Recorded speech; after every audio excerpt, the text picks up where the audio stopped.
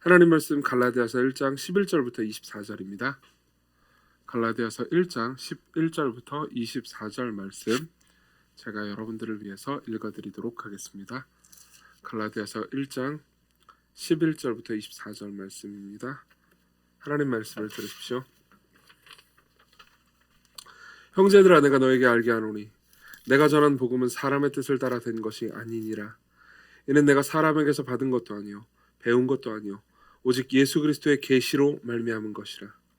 내가 이전에 유대교회에 있을 때 행한 일을 너희가 들었거니와 하나님의 교회를 심히 박해하여 멸하고 내가 내 동족 중 여러 연갑자보다 유대교를 지나치게 믿어 내 조상의 전통에 대해 더욱 열심히 있었으나 그러나 내 어머니의 태로부터 나를 택정하시고 그의 은혜로 나를 부르신 이가 그의 아들을 이방에 전하기 위하여 그를 내 속에 나타내시기를 기뻐하셨을 때 내가 곧 혈육과 의논하지 아니하고 또 나보다 먼저 사도된 자들을 만나려고 예루살렘으로 가지 아니하고 아라비아로 갔다가 다시 다메섹으로 돌아갔느라. 그 후 3년 만에 내가 게바를 방문하려고 예루살렘에 올라가서 그와 함께 15일을 머무는 동안 주의 형제 야고보 외에 다른 사도들을 보지 못하였노라. 보라, 내가 너에게 쓰는 것은 하나님 앞에서 거짓말이 아니로다. 그 후에 내가 수리아와 길리기아 지방에 이르렀으나 그리스도 안에 있는 유대의 교회들이 나를 얼굴로는 알지 못하고 다만 우리를 박해하던 자가 전에 멸하였던 그 믿음을 지금 전한다함을 듣고 나로 말미암아 하나님께 영광을 돌리니라. 아멘.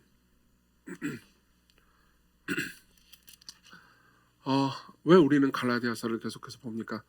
갈라디아서는 복음에 대해서 그 어느 때보다도 어떤 책보다도 굉장히 선명하게 우리에게 복음을 가르쳐 줍니다. 물론 이제 갈라디아서는 사도 바울이 굉장히 젊은 시절에 쓴 책입니다. 아마도 이 데살로니가 전서 아니면 갈라디아서 이 둘 중에 하나가 신약 성경에서 제일 먼저 쓰인 책일 겁니다. 그리고 이제 이 내용을 보면은 어쨌든 대적자가 있고요. 그러니까 거짓 교사라고 부를 수 있는 대적자가 있고 이 대적자들에 대항해서 참된 복음이 무엇인지 변증하는 내용으로 이루어져 있기 때문에 그러니까 뭐 굳이 로마서하고 비교해 보자면은 로마서에서 말하는 만큼 풍성하게 복음을 다 말해주고 있지는 않습니다. 그럼에도 불구하고 그러니까 굉장히 선명하게 복음을 주고 있다고 볼 수 있죠. 갈라디아서는 무엇이 그른지를 명료하게 밝힙니다. 무엇이 잘못된지 명료하게 밝히다 보면은 이제 무엇이 진짜 복음인지 좀 더 선명하게 말해줄 수가 있는 거죠. 그리고 실제로 이 복음이 그러니까 선명하게 이해되잖아요. 무엇이 잘못된 것인지에 대한 이해와 더불어서 선명하게 복음에 대한 이해가 이제 우리 마음 가운데 자리 잡잖아요. 그럼 어떻게 되냐면은 부흥이 일어납니다. 내적인 부흥이 일어납니다. 부흥의 역사에 대해서 지난주에도 잠깐 말씀드린 적이 있지만은 연구한 모든 사람들은 그러니까 비슷한 이야기를 합니다. 조나단 에드워즈는 18세기의 목회자인 동시에 신학자였습니다. 그리고 이 사람은 부흥을 경험한 목회자요 신학자였죠. 두 차례의 부흥을 이제 자기 교회에서 경험했는데 그 모든 부흥의 역사를 이렇게 보면서 이런 이야기를 합니다. 이 지역에서 최근에 시작된 부흥은 정황상 오직 믿음에 의한 칭의 교리를 하나님께서 인정하셨다라는 괄목할 만한 증거로 보지 않을 수 없습니다.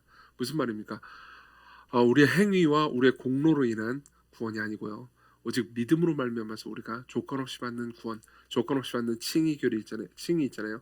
이거를 하나님께서 그러니까 기뻐하셔서 이곳에 우리에게 부흥을 주셨다. 이런 이야기인 거죠.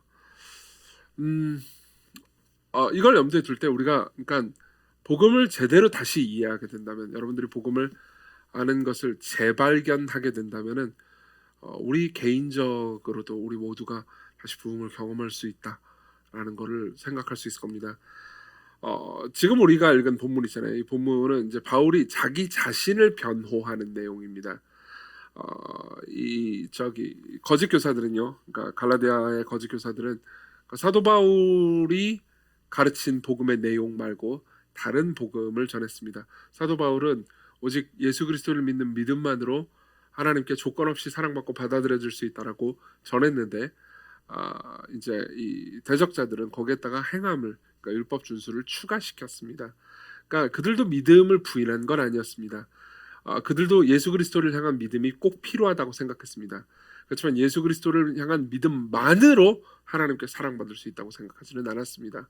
사실 이건 여러분들이 교리적으로는 마치 그 사도 바울이 맞고 그리고 사도 바울의 대적자들이 틀렸지라고 많이들 생각합니다. 그렇지만 실제 삶에서 여러분들이 살아갈 때는, 그러니까 내가 예수 그리스도를 믿는 믿음을 가졌음에도 불구하고 내 삶에서 무슨 죄를 지었거나 혹은 내 삶에서 어떤 내가 뭐 하나님께 더 나은 공로를 쌓지 못했다라고 생각하면 하나님께서 그만큼 나를 사랑해 주지 않을 것 같은, 혹은 나를 버릴 것 같은 두려움에 사로잡히기도 하죠. 그런 것들을 감안해 볼 때, 그러니까 사실은 이 바울의 논적들, 그러니까 거짓 교사들이 가르친 가르침은 굉장히 위험했습니다. 근데 바울의 논적들은, 이제 거짓 교사들은 바울의 메시지를 공격하기 위해서 메신저를 공격했습니다. 누군가의 메시지를 공격하기 위해서는 메시지를 논리적으로 논박하는 방법도 있을 수 있겠지만은 메신저를 공격할 수도 있잖아요. 제가 여러분들에게 전하는 설교를 논리적으로 반박할 수도 있겠지만은 저 사람 좀 이상한 사람이네, 그러는 순간 모든 메시지의 신빙성이 떨어지지 않습니까? 그리고 지금 우리가 읽은 본문은, 그러니까 바울이 본인의 메시지를 본인이 전하는 복음이 진짜 참된 복음이라는 것을 입증하기 위해서, 그러니까 그들이 이제 바울의 인격을 모독했거든요. 바울이라는 메신저를 공격했거든요.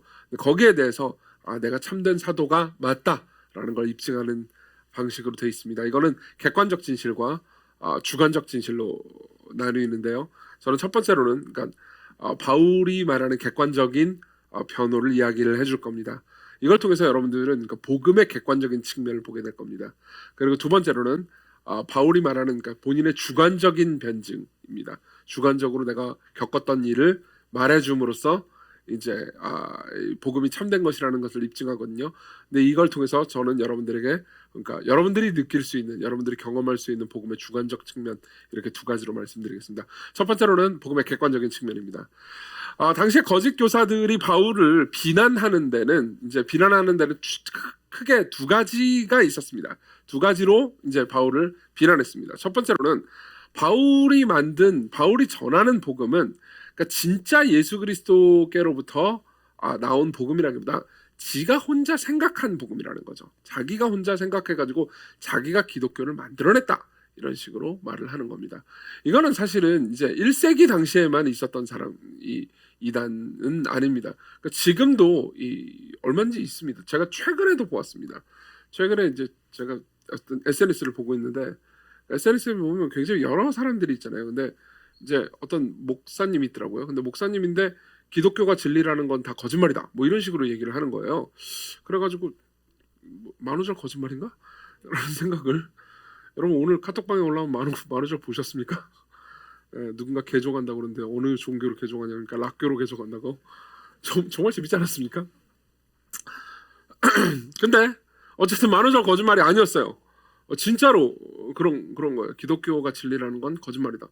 근데 저는 제 생각에는 이 문장조차도 그러니까 일종의 진리 주장이긴 한데, 어쨌든 뭐 그래 이제 좀 내용을 들여다봤는데 이제 주로 비난하는 게 바울이었습니다. 그러니까 예수님은 우리더러 착한 삶을 살라고 했고 착한 삶을 잘 살면은 천국에 갈 수 있다라는 이야기를 해준 분인데, 나중에 사도 바울이 지가 이제 예수님의 가르침을 재조합해서 자기가 이제 새로운 종교를 만들었다는 거죠.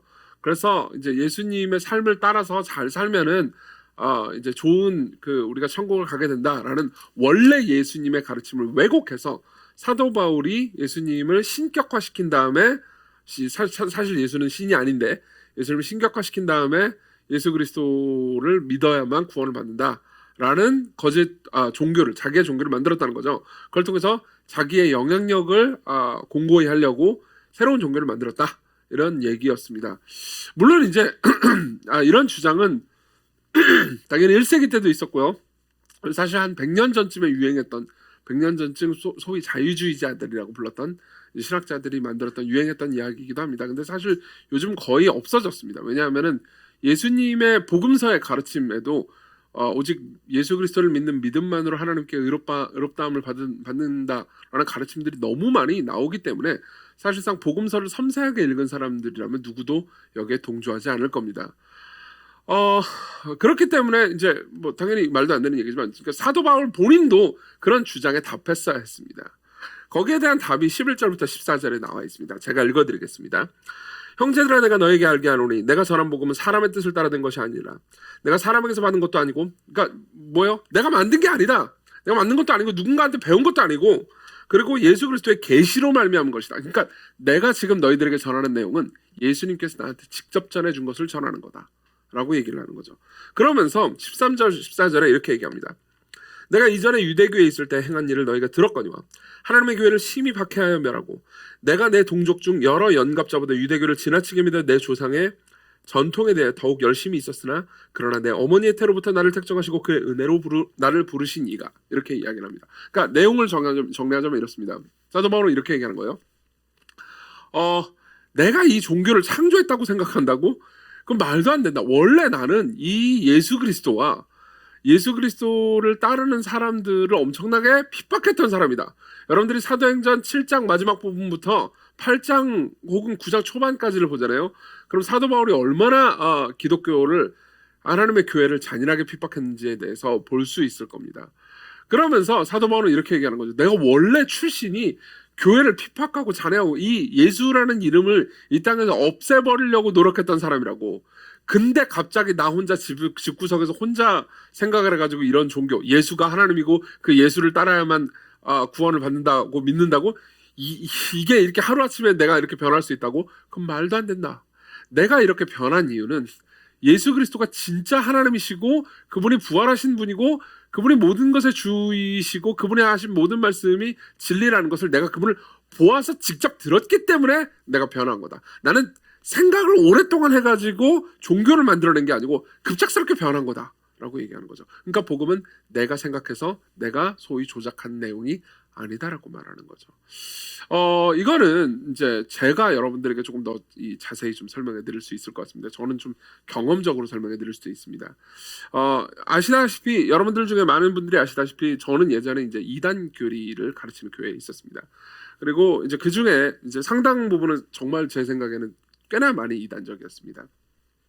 그리고 그거를 이제 이렇게 이게 내가 성경의 가르침에 따져 보니까는 이게 아니구나 라는 것을 저 같은 경우에는 이제 책이나 이런 것들을 많이 보고 이제 혼자 고민도 되게 많이 하고 기도도 하고 그러면서 이제 서서히 변화되어 갔죠.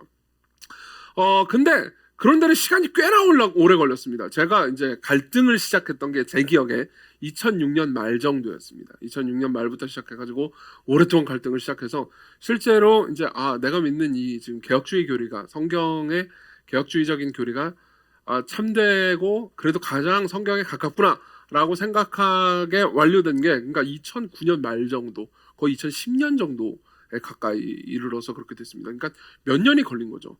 근데 사도 바울은 어느 날 하루아침에 자기가 가장 박해하던 그 존재가 신이고 그분을 믿어야만 우리가 구원받을 수 있다고 말하기 시작했던 거예요. 그렇죠? 실제로 사도행전 9장에 따르면요, 그 기록이 있습니다. 읽어드릴게요. 사울이 바울을 가리킵니다. 주의 제자들에 대하여 여전히 위협과 살기가 등등하여 대제사장에게 가서 다메섹 여러 회당에 가져갈 공문을 청하니 이는 만일 그 돌을, 예수님을 따르는 돌을 따르는 사람을 만나면 남녀를 막론하고 결박하여 예루살렘으로 잡아오려고 함이라. 사울이 길을 가다가 다메섹에 가까이 이르더니 호련히 하늘로부터 빛이 그를 둘러 비추는지라. 땅에 엎드러져 들으매 소리가 있어 이르되 사울아 사울아 내가 어찌하여 나를 박해하느냐 하시거늘. 예수께서 말씀하시는 거예요. 사울아 사울아 네가 어찌하여 나를 박해하느냐. 생각해보세요. 바울은요. 이 사울은 바울의 이 히브리식 이름입니다. 그리고 바울은 이제 헬라식 이름이고요.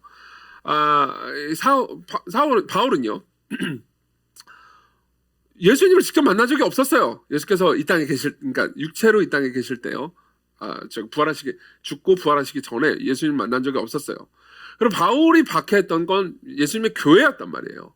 근데 교회를 계속 박해하고 있는데 예수께서 바울에게 나타나셔서 뭐라고 말씀하세요? 왜 너는 나를 박해하느냐? 내 교회가 아닙니다. 왜 나를 박해하느냐? 이렇게 물어보십니다. 무슨 말이죠? 예수께서는 그분의 교회와 자기 자신을 하나로 보고 계신 거죠. 주님의 교회를 박해하는 건 예수님을 박해하는 건 똑같습니다. 사도 바울은 여기서 놀랐을 겁니다. 계속 읽어드리죠. 대답하되 주여 누구십니까? 나는 네가 박해하는 예수라. 너는 일어나 시내로 들어가라. 내가 내게 행할 것을 내게 이를 자가 있느니라 하시니 같이 가던 사람들은 소리만 듣고 아무도 보지 못하고 서 있더라. 무슨 말입니까? 여기서 예수님을 본 겁니다. 사도 바울의 회심은요, 사도 바울이 오랫동안 이제 이정규가 회심했던 것처럼 오랫동안 방구석에서 고민하고 기도하고 책들도 펼쳐보고 사람들의 가르침을 받고 그렇게 해가지고 일어난 일이 아니었습니다. 예수 그리스도를 직접 보고 그분이 말씀하신 것을 듣고 급작스럽게 회심했죠. 사실 사도 바울은 그 이전에 사도들이나 예수님의 제자들이 행했던 기적들을 보고도 안 믿었던 사람입니다. 기적을 본다고 꼭 믿음이 생기는 건 아니에요. 기적을 보고도 믿지 않았었고요. 그리고 주님의 교회가 행하는 모든 선행들, 굉장한 선행들을 했거든요.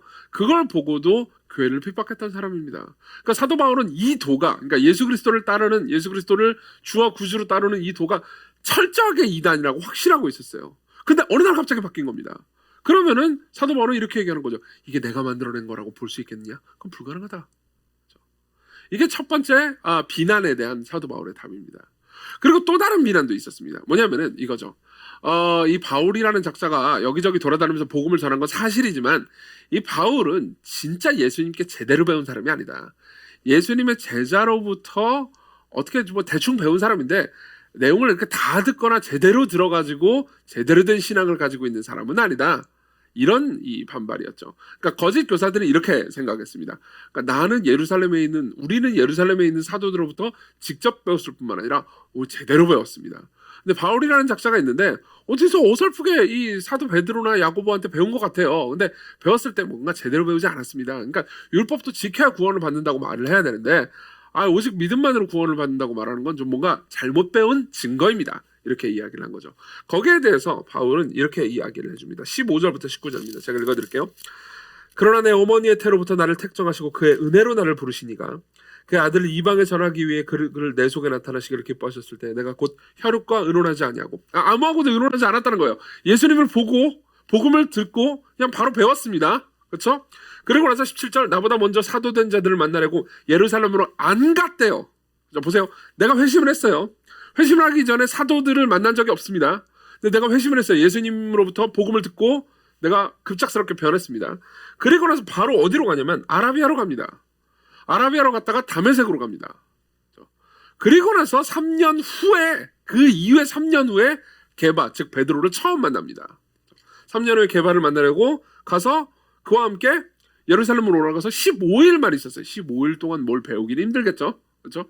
15일 동안 했던 거는 사도 바울과의 대화를 통해서 내가 믿는 예수 그리스도와 내가 믿는 교리가 성경의 가르침이 사도 베드로가 믿는 게바가 믿는 가르침과 예수 그리스도와 똑같다라는 걸 확인했을 뿐입니다. 그 밑에 계속 볼까요? 주의 형제 야고보 외에 다른 사도들은 난 본 적도 없다. 보라 내가 너에게 쓴 것은 하나님 앞에서 거짓말이 아니로다. 그 후에 내가 수리아와 길리기아 지방에 이르렀으나 그리스도 안에 있는 유대의 교회들이 나를 얼굴로는 알지 못하고 다만 우리를 박해하던 자가 전에 멸하던 그 믿음을 지금 전한다함을 듣고 나로 말미암아 하나님께 영광을 돌리니라. 무슨 말입니까? 그러니까 내가 한 모든 말들을 듣고 내가 겪었던 모든 간증을 듣고 나서 하나님께 영광을 돌렸다는 건 내가 한 모든 말, 내가 전하는 복음, 내가 믿는 교리가 옳다라는 걸 그들이 입증했다는 거죠. 이해되세요? 그렇죠? 그러니까 지금 이렇게 얘기하는 거예요. 다시 정리를 해드릴게요. 거짓 교사들은 이렇게 얘기했습니다. 사도 바울 제가 뭘 제대로 아는 애가 아니에요. 어서 사도들한테 좀 대충 들었는데 오랫동안 교육받은 건 아니고 교육을 찔끔 받았는데 그냥 대충 알았어요. 올바로 아는 사람이 아닙니다. 그렇죠? 그러니까 사도 바울의 말을 믿지 마세요. 라고 거짓 교사들이 말했단 말이에요. 근데 거기에 대해서 무슨 소리야? 내가 회심하고 나서 난 바로 복음을 전했는데 실제로 회심하고 난 다음에 바로 다메섹에 복음을 전하러 다니거든요. 그렇죠?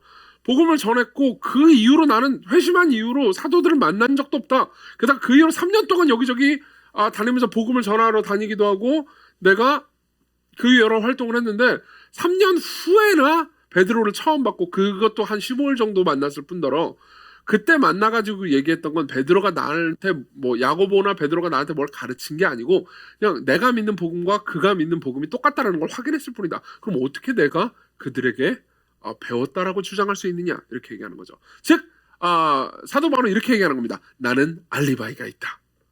그렇죠? 알리바이라는 말 아시죠? 알리바이가 있다. 나는 그 현장에 없었다. 이렇게 얘기하는 거예요. 이걸 통해서 사도 바울이 주장하고 싶은 건 이겁니다. 그러니까 내가 예수님께 부름받은 참된 사도가 맞다. 이런 이야기를 하긴 하는 거예요. 근데 예수님께 직접 부름받은 참된 사도가 맞다라는 이야기를 통해서 진짜 하고 싶은 이야기는 그러니까 내가 이렇게 위대한 사람이니까 나를 함부로 건드리지 말라가 아닙니다. 내가 너희들에게 전한 메시지 복음 오직 예수 그리스도를 믿는 믿음만으로 하나님께 조건 없이 사랑받을 수 있다라는 사실이 진짜 하나님의 말씀이 맞다. 너희들은 의심하지 말아라. 심지어 하늘에 있는 천사가 오더라도 사실 이게 저기 8절에 그런 말씀 이미 했죠. 9절에 우리가 전에 말하였거니와 우리가 지금 다시 말하노니 만일 누구든지 너희가 받은 것 외에 다른 복음을 전하면 저주를 받을지어다. 8절에 우리나 혹은 하늘로부터 온 천사라도 우리가 너희에게 전한 복음 외에 다른 복음을 전하면 저주를 받을지어다. 이렇게 얘기하죠. 하늘로부터 천사가 와서 얘기를 한다 하더라도 내가 너희들에게 전한 복음과 다른 내용을 전하면 믿지 말아라. 왜냐하면 내가 너희들에게 전한 복음은 진짜 예수께서 나에게 직접 가르친 복음이기 때문이다. 그렇기 때문에 내가 너희들에게 전한 복음을 너희들이 듣는다면 진짜 예수님의 말씀을 너희들이 듣는 것과 같다라고 얘기하는 거죠. 그렇죠? 자, 여기서 우리가 생각할 수 있는 지점이 있습니다. 보십시오.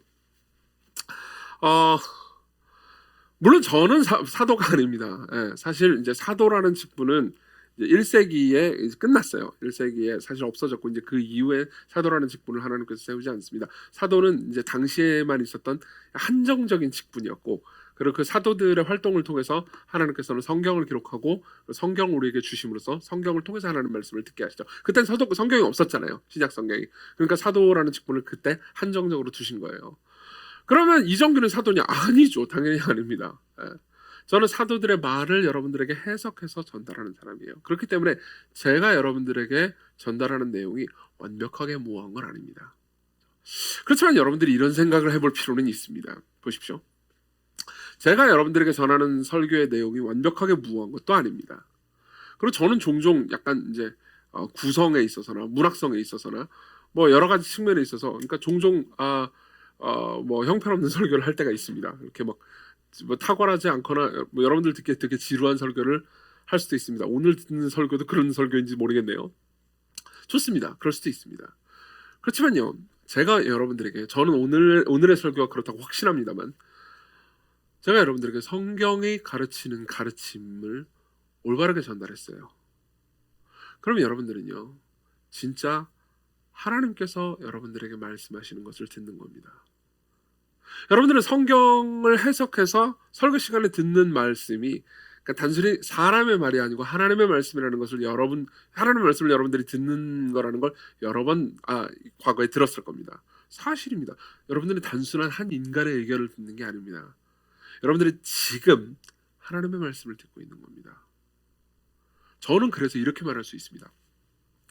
여러분들이 어떤 종류의 죄인이든 지금부터 하는 말을 하나님의 말씀으로 들으십시오. 진짜로요. 여러분들이 어떤 종류의 죄인이고 어떤 사람이든 간에 여러분들이 그리스도 안에 있다면, 여러분들이 그리스도를 신뢰한다면요, 하나님께서는 여러분들을 예수 그리스도만큼 귀하고 아름답고 존귀하게 여기십니다. 여러분들을 사랑하세요. 방금 여러분들은 하나님의 말씀을 들은 겁니다. 진짜로 하나님의 말씀을 들은 거예요. 그리고 이걸 한번 생각해 보십시오. 우리 지금 많은 사람들이 실제로 이런 질문들을 합니다. 하나님께서 그분이 나를 정말 사랑하신다라는 것을 내가 깨닫게 해주시면 참 좋을 텐데, 내가 느끼게 해주시면, 나한테 진짜 인격적으로 말씀해 주시면 참 좋을 텐데. 잠깐만요. 방금 들었잖아요. 뭘 더 원하는 거죠? 물론 초자연적으로 우리 마음 가운데 더 깊은 감동을 주는 체험이 있는 경우도 있습니다. 하나님께서는 종종 우리 마음 가운데 그렇게 일하시기도 합니다. 그렇지만 여러분들이 성경을 통해서 하나님의 말씀을 들었다면요, 여러분들은 객관적으로 복음을 경험한 겁니다. 여러분들은 객관적으로 복음을 들은 겁니다. 이게 객관적 측면이에요. 근데 주관적 측면도 있습니다. 이 주관적 측면은 되게 재미있는 부분입니다. 하나님께서 우리를 내적으로 변화시키는 거죠. 이게 바로 주관적인 측면입니다. 14, 15절을 다시 한번 봅시다.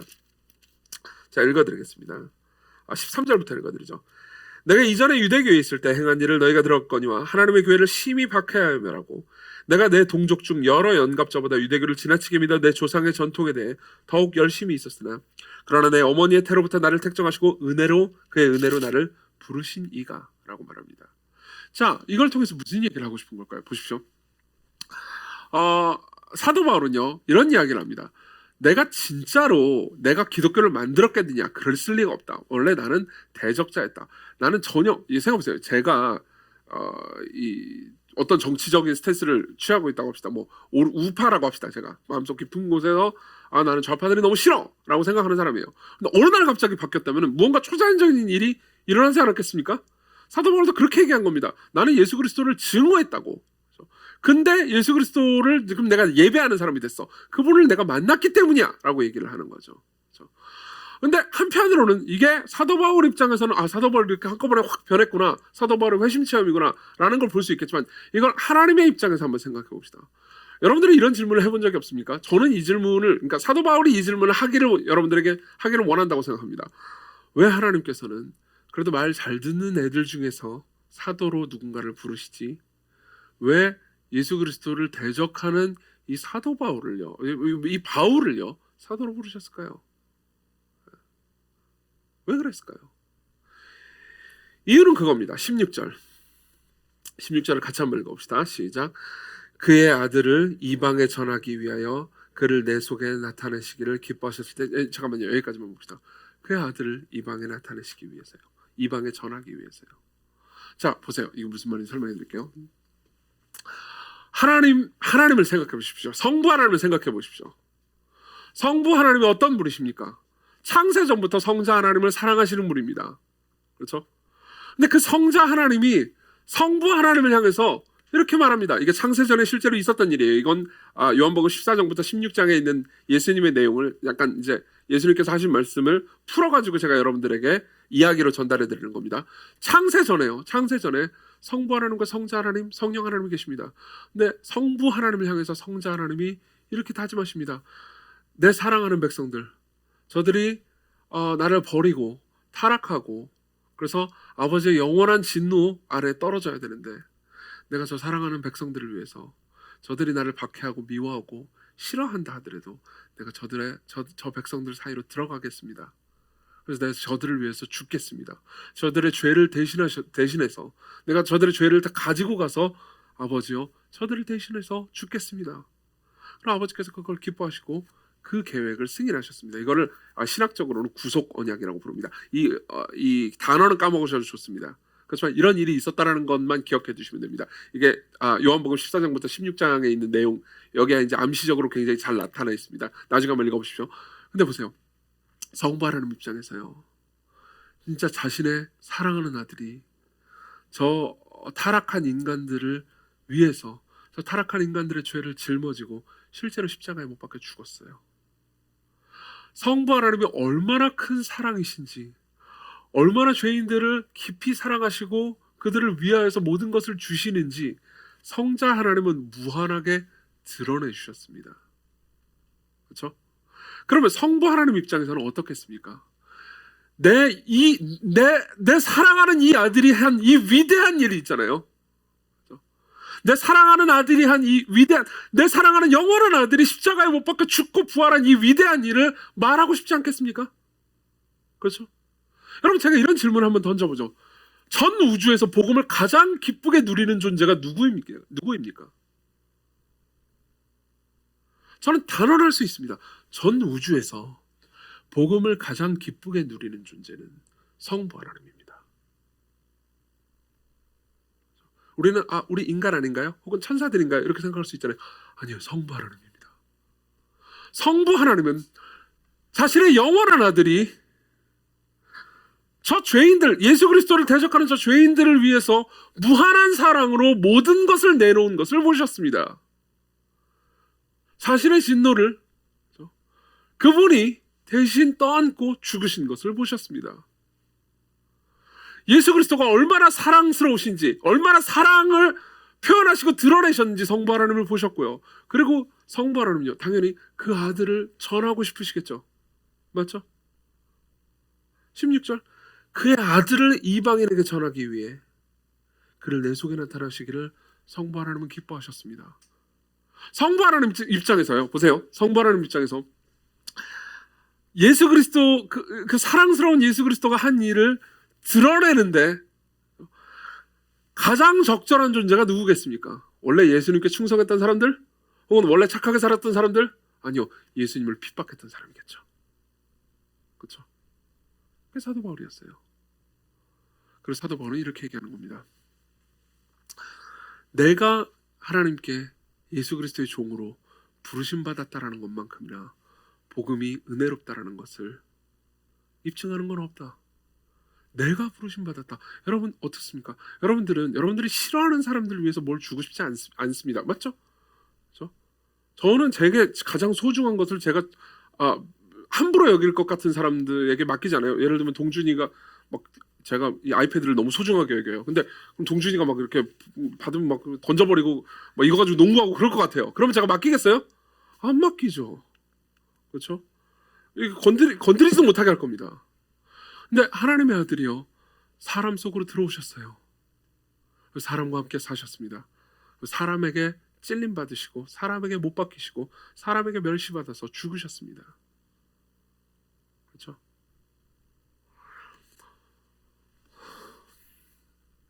이게 예수 그리스도께서 하신 일이고 예수 그리스도께서 사람들을 사랑하셔서 하신 일입니다. 그리고 사도 바울은 이렇게 얘기하는 거죠. 나는 하나님께 반역하는 존재였지만 예수 그리스도께서는 내가 반역하는 그 칼을 들고 예수 그리스도를 찌르는, 하나님의 교회를 찌르는 그것을 맞으시면서 나를 껴안아 주시고 사랑해 주셨다. 이렇게 말하는 거죠. 그럼 어떻게 되겠습니까? 24절, 나로 말미암아 하나님께 영광을 돌리게 되는 거죠. 나로 말미암아 하나님께 영광을 돌리게 되는 겁니다. 자, 봅시다. 이게 바로 복음이 여러분들 안에서 하는 일입니다. 여러분들이 복음을 제대로 이해한다면, 여러분들이 하나님 앞에 진노와 저주를 받기에 합당하지만 예수 그리스도께서 저와 여러분들을 위해서 죽으시고 지금도 여러분들을 위해서 중보하고 기도하고 계시고 지금도 여러분들을 위해서 여러분들을 사랑하고 계시다는 것을 여러분들이 믿고 있다면요, 여러분들의 입술을 통해서, 여러분들의 삶을 통해서 하나님을 영화롭게 합니다. 무슨 말이냐면 복음이요, 여러분들의 마음을 장악하게 되면 여러분들은 그분을 찬양하고 예배하게 된다는 거죠. 왜 복음이 우리 영혼 안에 부흥을 일으킵니까? 복음 말고는 우리가 하나님을 찬양하게 만들지 않습니다. 생각해 보십시오. 내가 열심히 일했습니다. 내가 하나님을 위해서 모든 걸 바쳤습니다. 그래서 하나님께서 착하다 그래서 뭘 줬어요. 그럼 내가 그걸 보면서 하나님께 영광 돌릴까요? 아니요, 그렇지 않을 겁니다. 내가 월급을 받았군, 이렇게 생각했을 겁니다. 그렇지만 내가 하나님을 반역했어요. 근데도 불구하고 그분이 나를 껴안아 주셨습니다. 그분이 나를 사랑해 주셨어요. 그럼 내 공로는 아무것도 없습니다. 찬양과 영광은 누구에게만 갑니까? 하나님께로 갑니다. 자, 그러면 여러분들이 이런 생각을 할지 모릅니다. 사도 바울은 예수님을 박해했는데 사랑받았구나. 나는 어렸을 때부터 모태신앙이라서 예수님을 박해한 적이 없는데 그럼 난 사랑을 덜 받나? 아니요, 그렇지 않을 겁니다. 그렇지 않을 겁니다. 사도 바울이 경험했던 거는요, 이런 거였습니다. 사도 바울 스스로도요, 어렸을 때부터 아주 종교적인 사람이었어요. 아주 종교적인 사람이었고, 그리고 자기가 행한 모든 종교적인 의로서 하나님께 인정받고 사랑받는 것을 당연하다고 생각했습니다. 그리고 사도 바울의 본질적인 측면이 바로 그거였습니다. 내가 이만큼 열심히 노력해가지고 이만큼 쌓았는데 그럼 내가 하나님께 사랑받는 것이 당연하지. 사도 바울은 아주 근본적인 측면에서 하나님을 대적하고 있었습니다. 자신의 행위와 공로를 의지하기 때문에 하나님만큼 교만해져 있었죠. 그래서 하나님의 말씀이 더 이상 들리지 않을 정도까지 됐습니다. 여러분들 중에 아주 종교적인 사람이라 하더라도, 어렸을 때부터 교회를 다녀서 아주 종교적인 사람이라도 마음속 깊은 곳에서 자기의 의와 자기의 공로와 자기의 행위를 의지하는 경우가 있을 겁니다. 그런 것들은 보통 이런 식으로 나타납니다. 내가 하나님 뜻대로 지금까지 살았는데 왜 하나님께서 나한테 무언가를 원하는 대로 주시지 않지? 그때 우리는 사도 바울과 원래 회심하기 이전의 사도 바울과 똑같은 마음을 이미 가지고 있는 셈인 거죠. 근데 보십시오. 하나님께서는요, 사도 바울을 바꾸셔서요, 원래 사도 바울의 약점을 바꾸셔서 선으로 이끄셨습니다. 그렇죠? 사도 바울은 대단히 지적이고 논리적인 사람이었고, 그리고 자기의 율법에 대한 지식과 확신 때문에 하나님을 믿기 어려운 사람이었습니다. 근데 어떻게 됐죠? 그가 회심하자마자 그가 원래 약점이었던, 그러니까 율법을 지나치게 의지했던 거 있잖아요. 율법을 지나치게 의지하는 그의 약점이었던 것이요, 갑자기 최고의 강점으로 바뀌었습니다. 뭐죠? 율법을 굉장히 잘 알기 때문에 율법의 가장 큰 허점을 가장 깊이 알게 되었죠. 그게 갈라디아서하고 로마서에 나와 있습니다. 갈라디아서하고 로마서만큼이나 성경의 율법의 의미와 가치와 위치를 정확하게 말해주는 책도 없습니다. 아마 우리에게 갈라디아서와 로마서가 없었잖아요. 그럼 우리는 복음을 아주 지금처럼 명료하게 이해할 수는 없었을 겁니다. 율법에 충성이고 율법에 전적으로 충성하고 그렇기 때문에 하나님을 믿을 수 없, 하나님의 은혜를 믿지 않는 것은 사도 바울의 가장 큰 약점이었습니다. 맞죠? 근데 사도 바울이 예수 그리스도를 만나니까요, 그게 가장 크게 쓰임 받았죠. 저와 여러분들 모두가 마찬가지일 겁니다. 여러분들의 삶에서 나는 이게 문제가 있고 나는 이게 나의 최고의 약점이야. 여러분들 중에 어떤 분들은 나는 과거에 성적인 죄를 지었어. 그렇기 때문에 나는 정말 하나님께 쓰임 받을 수 없을 거야. 나는 그렇기 때문에 문제가 있는 사람이야 라고 생각하는 분들이 계십니까? 하나님의 은혜 안에서요, 그리스도의 사랑 안에서 여러분들의 가장 약점이요, 가장 크게 선으로 쓰임 받을 수 있습니다. C.S. 루이스가 경험했던 거죠. C.S. 루이스는요, 젊은 시절에요, 커크 패트릭이라는 교사를 만나요. 커크 패트릭이라는 선생님을 만납니다. 커크 패트릭은요, 완강한 무신론자였습니다. 그러면서 동시에 이성에 대한 깊은 확신을 가지고 있는 사람이었죠. 그래서 엄격한 논리 훈련을 시켰습니다. C.S. 루이스한테요. 아주 젊은 시간에 아주 오랫동안 엄격한 논리 훈련을 받았습니다. 그러면서 C.S. 루이스 역시 커크 패트릭과 똑같이 무신론자로 자라갔죠. 그래서 내가 이성을 최대로 활용해 본 결과 무신론이 합당하다라는 생각을 했습니다. 그러다가 하나님께서 루이스를 만나주셨죠. 어떻게 됐습니까? 20세기 최고의 변증가가 됐습니다. 커크 패트릭으로부터 받았던 그 엄격한 논리 훈련을 사용해서요, 무신론의 허점과 신앙이 없는 것 이면에 잘못된 신앙을 누구보다도 더 명료하게 짚어내는 사람이 됐죠. 여러분들 모두가 마찬가지일 겁니다. 여러분들은 굉장히 다양한 사람들입니다. 여러분들 중에는 관종이 있고요. 맞죠? 사람들의 인정을 받지 못하면 내 마음이 너무 허무해. 사람들의 인정을 받기 위해서 나는 굉장히 나 자신을 파괴하는 일도 하지. 스스로 알잖아요. 그래서 사람들의 영향을 받기 위해서라면 나는 뭐든지 하는 사람이야. 사람들로부터 버림받을 때 나는 심지어 하나님이라도 버릴 수 있는 사람이야. 그렇죠? 사람들이 나를 인정해 주지 않으면 나 교회 안 가. 그럼 벌써 그런 거 아닙니까? 그렇죠? 나는 내 안락을 최고의 신으로 섬기는 사람이야. 여러분들 중에서도 그런 사람들이 있을 겁니다. 그렇죠? 나의 안락을 추구하기 위해서라면 어떤 위험한 명령도 순종하지 않을 거야. 그 모든 것들은 여러분들이 여러분들의 방식대로 하나님을 대적하고 하나님을 박해하는 겁니다. 여러분, 구주는 여러분들을 부르십니다. 우리의 구주는 여러분들을 부르십니다. 우리 구주는 여러분들을 사랑하십니다. 여러분들 중에 과거에 상처를 받아서 괴로워하는 사람들도 있습니다. 그 상처가 여러분들의 마음에 독으로 남아서 그 상처로 누군가를 찌르는 사람도 있을 수 있을 겁니다. 하나님께서는 그것을 바꾸실 수 있습니다. 하나님께서는 여러분들을 부르십니다. 그리고 여러분들을 예수 그리스도만큼 사랑스러운 인격으로 변화시키려고 하십니다. 그리스도께로 오십시오. 그것이 여러분들을 변화시키는 일일 뿐만 아니라 여러분들로 하여금 하나님의 크신 은혜를 찬양하게 만드는 능력일 겁니다. 같이 찬송을 하나 부릅시다. 설교 시간 좀 길어지긴 했지만 그래도 찬송을 하나 불렀으면 좋겠습니다. 은혜 아니면 살아갈 수 없네. 은혜 아니면 살아갈 수가 없네. 호흡마저도 다 주의 것이니 세상 평안과 위로 없어도 예수, 오직 예수뿐이네. 하나님의 은혜를 같이 찬송하면서 노래합시다.